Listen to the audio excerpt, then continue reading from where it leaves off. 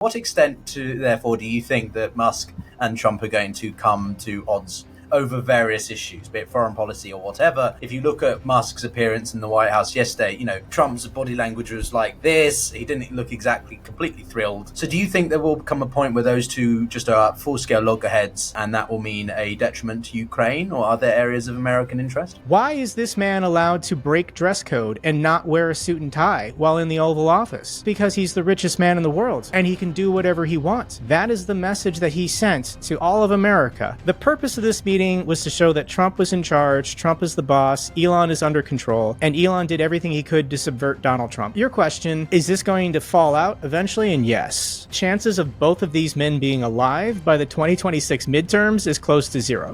Whether it's a drug overdose or Donald Trump having health complications or someone getting to somebody or taking the other person out, the world is not big enough for the egos of these two men. This is the Global Gambit. Unrealistic. Those were the words of Pete Hegseth, the new Secretary of Defense, on, Wednesday, 12th February. This is a man whose name I didn't even know and had to therefore Google to be ready for this conversation and that rather dramatic opening. My name is Pyotr, and this is the Global Gambit, a show where we look at anything international relations, geopolitical and economics related. And, there's always something going on in the world of geopolitics, but none more so than Ukraine. And there's no one better than I could think of than Jake Broe, someone who, I think about exactly a year ago, I hosted for the first time when I just surpassed 10,000 views, and we're now reaching 50,000, and Jake's coming back on. So maybe Jake's the lucky factor to get us over that 50,000 mark. But there's a lot of developments as well, including the designation of Tulsi Gabbard. I don't know if I said her name correctly either. A lot of interesting names in this very interesting administration. That being said, we're going to have a two-part conversation with Jake about his thoughts of these latest developments, the Trump administration, events on the ground in Ukraine, and a lot more. Jake, welcome back. Pyotr, thanks for having me back. Good to see you again. Yeah, it's been quite a year, shall we say. I mean, we've chatted various times since then, but I think the place to start really is with this immediate news. You said before we went on air that you woke up to this new news of Pete's, I'm just going to call him Pete from now on, Pete's news, Pete's comments in Europe. What's your take? At the moment, high-ranking Trump officials are going to Europe. There's going to be this Munich conference, but then I believe next week, Zelensky announced this. High-ranking Trump officials are going to be in Kyiv to listen to their concerns and get reports on the ground and hopefully take in new information before the big reveal of retired Lieutenant General Keith Kellogg's peace plan, which in effect is supposed to be Trump's peace plan. There was speculation he was going to announce it at the conference, but I guess they want to get input from the European partners as well as the Ukrainians. But yeah, I mean, Trump is just going to do whatever Trump wants. And Pete Hegseth, I do believe, is reflecting the administration, saying that any territory that the Russians have taken, it's Russia's. It now belongs to Russia, and it's unrealistic for Ukraine to think they're ever going to get that territory back. I do believe that is the position of the Trump administration. They're also saying there won't be any security guarantees from the United States. Ukraine is not allowed to join NATO. The United States does not support it. And if there's any kind of ceasefire, who is going to enforce the peace or the ceasefire? And it has to be European militaries, not the United States military. So there's also talks about this mineral rights deal worth $500 billion, but who the heck knows what that's all about? We don't have all the details yet. I'm assuming something in writing eventually is going to have to be released to the public, and then we can scrutinize that once it is. Indeed. Something, who the heck knows? Well, as we say, I'm sitting here with my bottle of water, guys. This is water, but to keep myself refreshed, this is how I drink my consumption during interviews, as, shall we say, dynamic and unpredictable as these.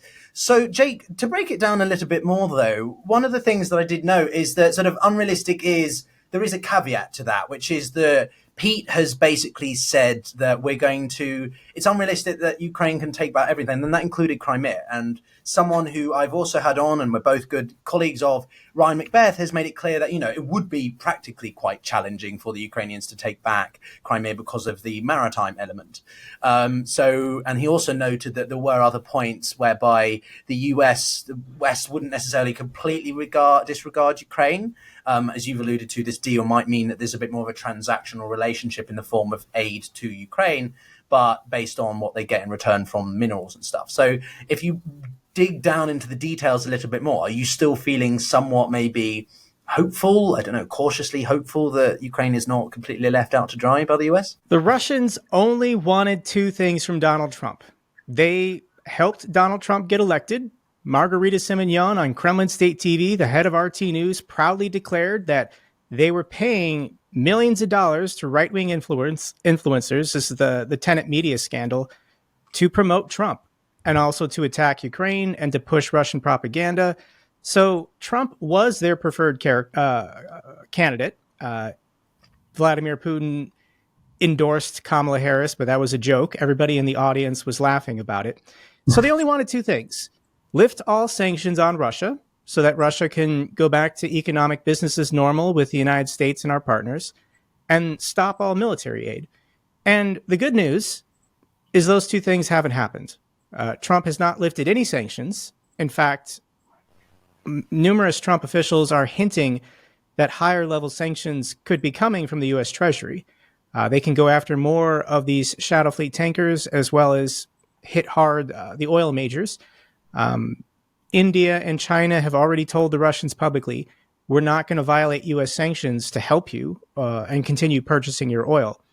In fact, Russia and China cut off all of their oil purchases for March. They're basically not signing contracts for future deliveries because they're unsure if more sanctions from the United States is coming. And as far as military aid, it's still being delivered.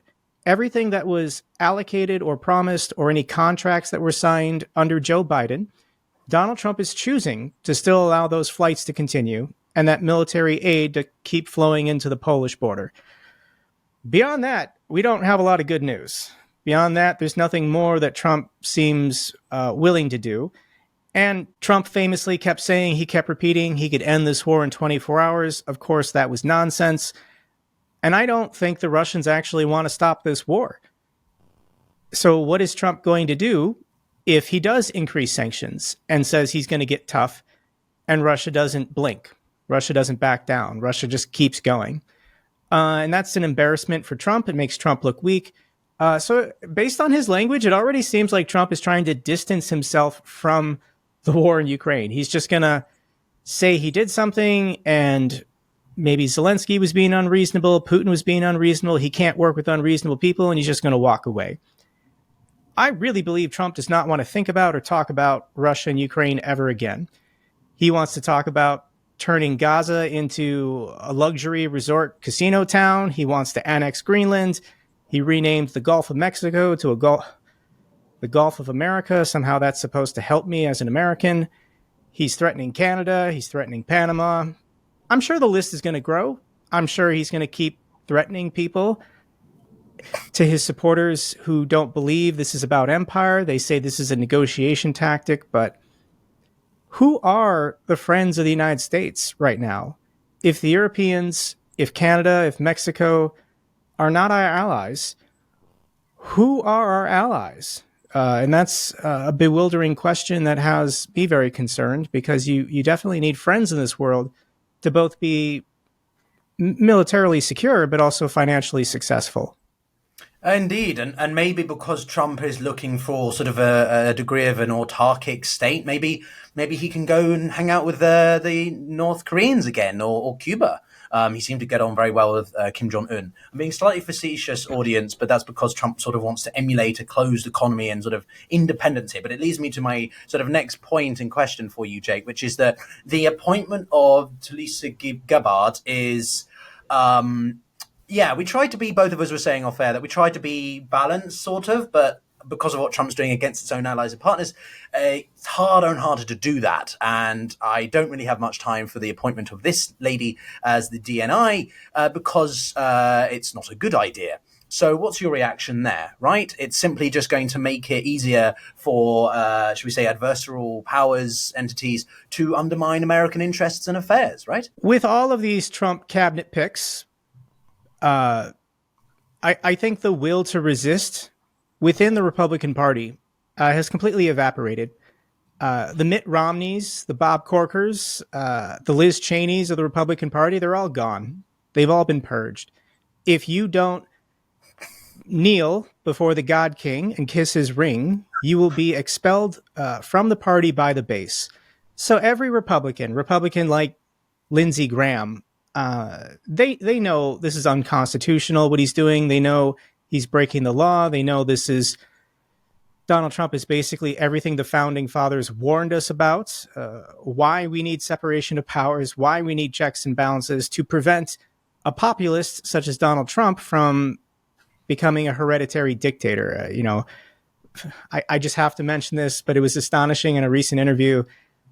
Trump was asked point blank, is J.D. Vance your successor in 2028? And he just said no. Like, he didn't even hesitate. He didn't even blink. He's like, J.D. Vance is not my successor in 2028. Meaning either he wants to stay in office or he plans on having Ivanka be president or Eric be president or something. With autocracies that engage in corruption, engage in illegal activity and abuse of power, you have to have continuity of either your bloodline or people that are really close to you in order to protect you when you leave office. Your original question was about these cabinet picks, and I'm convinced that Republicans are just supporting all of them. People like Lisa Murkowski and Susan Collins, they're going to vote for Kash Patel. They're going to vote for RFK Jr. They're going to vote for Tulsi Gabbard. And I think for traditional Republicans who have been in the Senate for decades, these are very senior, long-term serving people, they're just waiting for bad things to happen. Like they need for the American public to turn on Trump before they're ever willing to put up any opposition, because they think this is what the people want. And if they're elected representatives of the people, it doesn't matter, when you break down the numbers, who voted for who and how many. It should be about upholding the Constitution. We are a nation of laws, and we have to respect those laws. And everything that Trump wants to do, he can do through proper legal channels. Congress just has to vote to eliminate all funding to USAID. Congress has to vote to delete the Department of Education. But these representatives don't want to have that debate. They don't want to vote.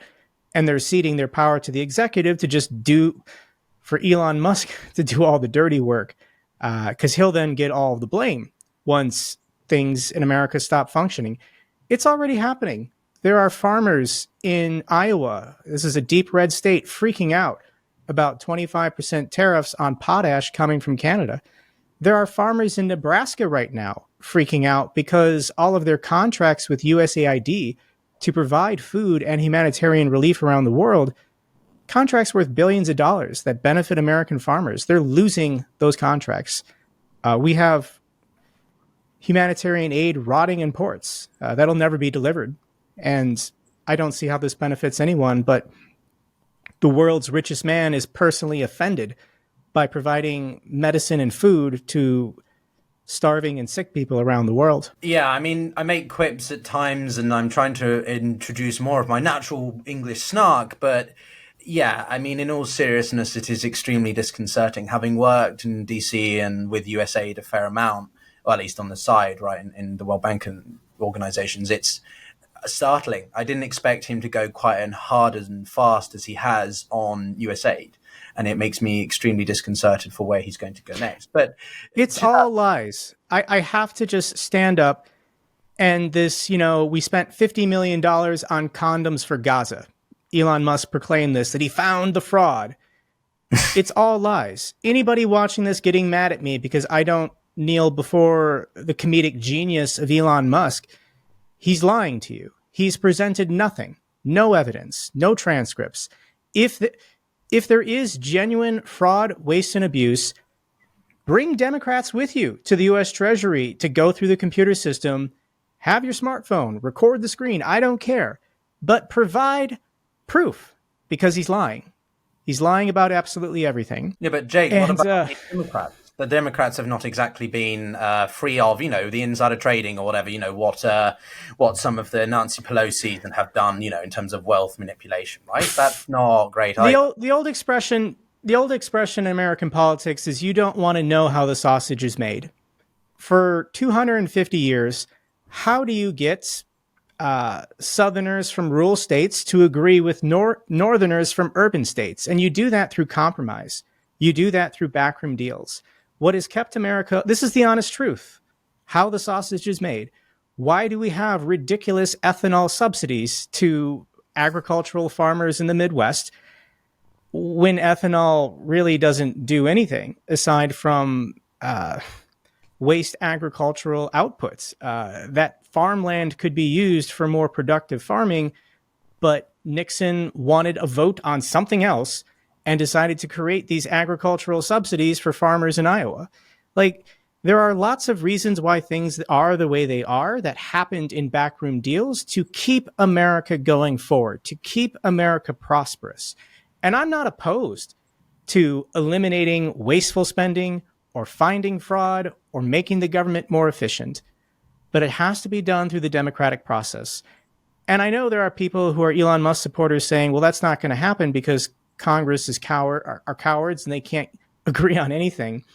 So let's just give Elon Musk and Donald Trump the supreme authority to go through everything and eliminate this, this, and this. But there's a conflict of interest. Elon Musk being the richest, most entangled, most complicated person in the world. You can just watch a video of the guy. He has no impulse control. He has no ability to be nonpartisan or independent. Elon Musk views himself as his companies. He views himself as Twitter. He views himself as Tesla. He views himself as SpaceX. And he gets tens of billions of dollars from the federal government in contracts that he bids for against competitors. And right now he has unfettered access to all the information of all of his competitors for this government money. So I don't believe for a second that Elon Musk cares at all about fraud, waste, and abuse. He's doing it for personal reasons, to enrich himself, and in general, to help autocratic nations around the world. If it's good for China, Elon Musk views it good for himself. If it's good for Russia, Elon Musk views it as good for himself. Elon Musk is the biggest threat and danger to Western democracy. I don't know how it could be any more transparent or obvious, but people have fallen for his nonsense. Too, I think political polarization, that's always been, I think, one of the biggest things that not enough people understood in the past 10 years, what Trump's first election victory meant for the political divide of the US, but also Britain and Brexit and stuff. It's not just foreign adversaries and interference. But Jake, just to push a little bit more on this point, though, so are you essentially saying that sort of both sides have problems, but the new MAGA Republican Party, not the whatever traditional conservative Republican Party, is the worser of the two? And that even the system of democracy that is in place in the United States is not enough to curtail Trump's ability to or make it more autocratic? You can't permanently erase the elites. For MAGA, the common folk who support the common man's champion, Donald Trump, they view this as some kind of, we're going to destroy the deep state and we're going to eliminate the elites and the common people will reign over this new meritocracy, blind to, all of the anti-woke whatever. You can't take the seat of power in Washington, D.C. and occupy all these positions without becoming the new elite. Absolute power corrupts absolutely. So I'm sorry, but if you overtake the deep state and you get rid of the establishment, you're just replacing it with a new establishment, new elites. So I am trying to remain rational about this. Like, which set of elites do I want? Do I want Donald Trump, who I don't think he has any normal human emotion at all anymore. Like, he is so ingrained in his own persona. Like, he has taken on this God complex where everyone has to be sucking up to him and worshiping him at all times. So that's one choice I'm being given as an American. The other one is Joe Biden. who likes trains and ice cream and riding his bicycle. And I never had to hear about Joe Biden unless Trump was complaining about him. Joe Biden just wanted to occupy the seats and try and make things marginally better for some people. Was he old? Yes. Was he ineffective? Yes. But I would rather have that. Like, I'd rather not have my brain being assaulted every moment of every day if I turn on the news by just laughably stupid shit, like renaming the Gulf of Mexico to the Gulf of America. But 36% of Americans are rabidly cheering this on as the price of eggs continue to go up, by the way. Yeah, well, I thought that the cornerstone of Trump's foreign policy was the Gulfism of US interests, right? To change the Gulf. Okay, so I think we know firmly where you sit on this matter, Jake, but to bring it sort of veer towards Ukraine once again, but sort of with a bit of a transitional question, which is, to what extent, therefore, do you think that Musk and Trump are going to come to odds over various issues, be it foreign policy or whatever? If you look at Musk's appearance in the White House yesterday, Trump's body language was like this. He didn't look exactly completely thrilled entirely. So do you think there will come a point where those two just are full-scale loggerheads, and that will mean a detriment to Ukraine or other areas of American interest? Okay, those are kind of two separate questions. Trump and Musk about Ukraine, and then Trump and Musk getting along, and this weird, bizarre Oval Office interview. And let's talk about the Oval Office interview, because I don't think Donald Trump is ever going to allow Elon Musk to do that again. Right. So the point of that press gaggle in the Oval Office was to show that Big Boy Don is sitting behind the big boy desk, and he's actually the one in charge. This cover of Time magazine showing Elon Musk sitting behind the Resolute desk, that really triggered Trump. He was really upset by that. So he decided to have this press gathering with Elon Musk, and Elon Musk broke all the rules. He broke all the rules. One, what is the dress code when sitting in the Oval Office? You could see Trump's aides, people like Stephen Miller, they're wearing a suit and tie. Trump is wearing a suit and tie. And Elon Musk shows up in a t-shirt, his dark MAGA outfit, this black jacket with the black hat. Why is this man allowed to break dress code and not wear a suit and tie while in the Oval Office? And it's because he's the richest man in the world, and he can do whatever he wants.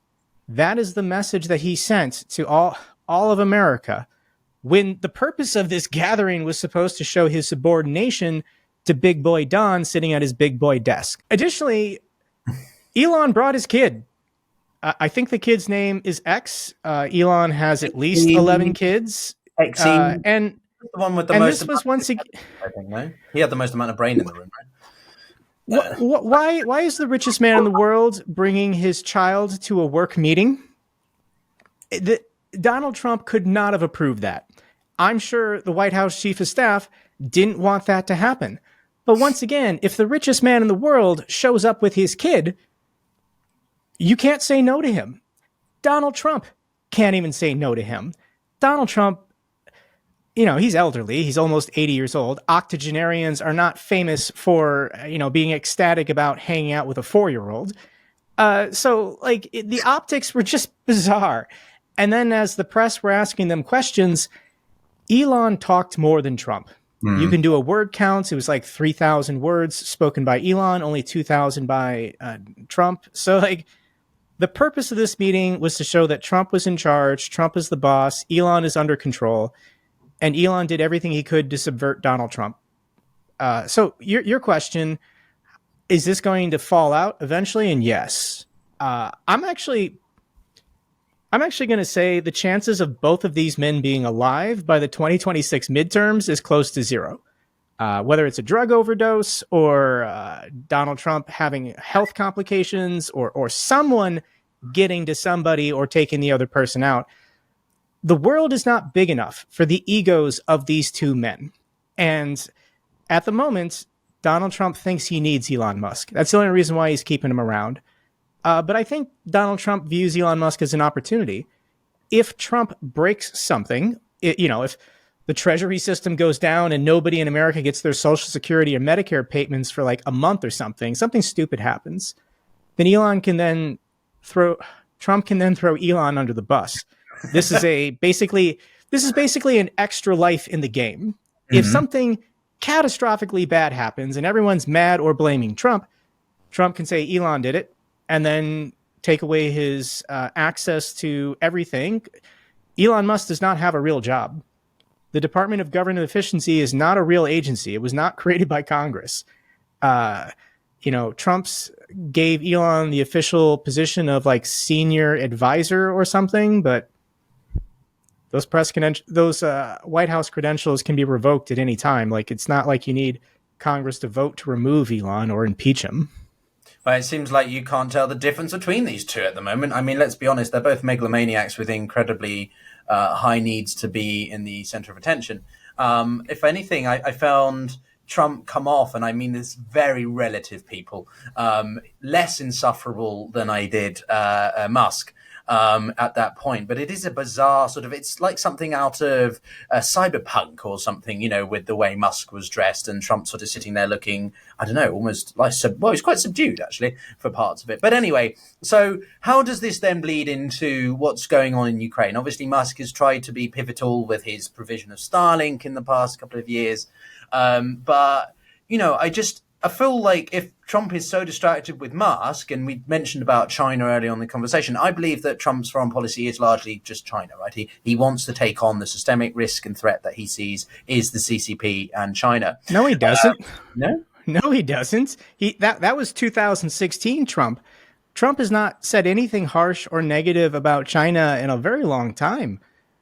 China was the big bag boogeyman in 2016, but now, because Trump won the youth vote. He didn't win the youth vote, but he keeps saying that.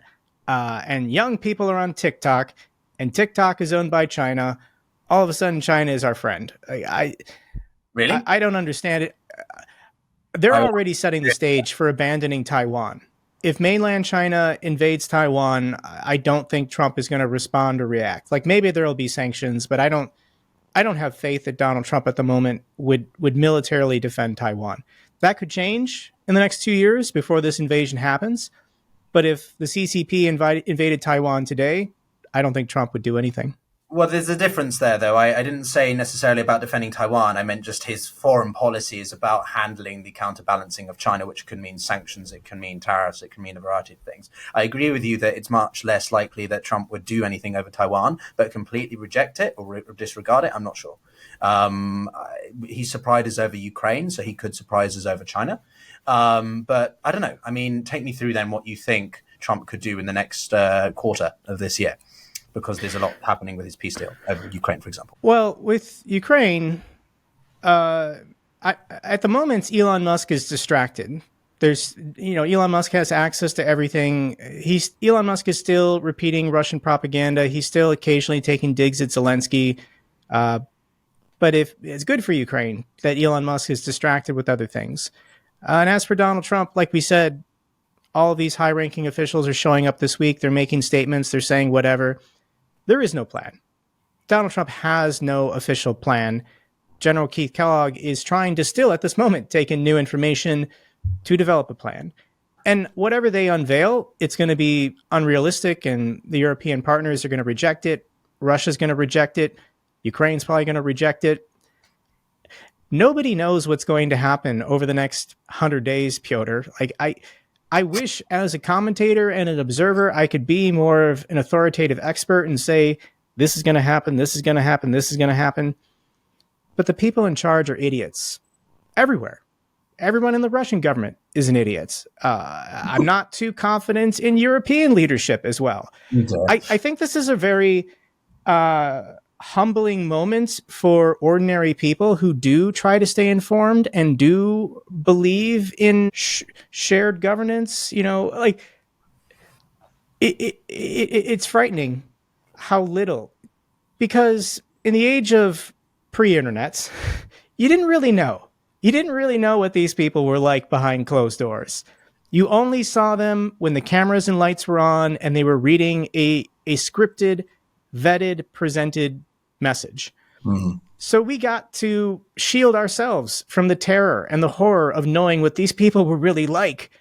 And now with social media and everyone having smartphones and everyone doing 4-hour podcasts on Joe Rogan or Lex Friedman, like we really know what these people think and believe. And they're just as dumb as the average person on the streets. I'm sorry, but they have the supreme power of all of these nuclear weapons and militaries, and we're in trouble, Pyotr. There has to be some kind of counter movement to basically digital mobs on Twitter and the internet rising up and taking over governments. That basically is what Elon Musk and Donald Trump are. They're internet trolls that became real boys and then took over the federal government.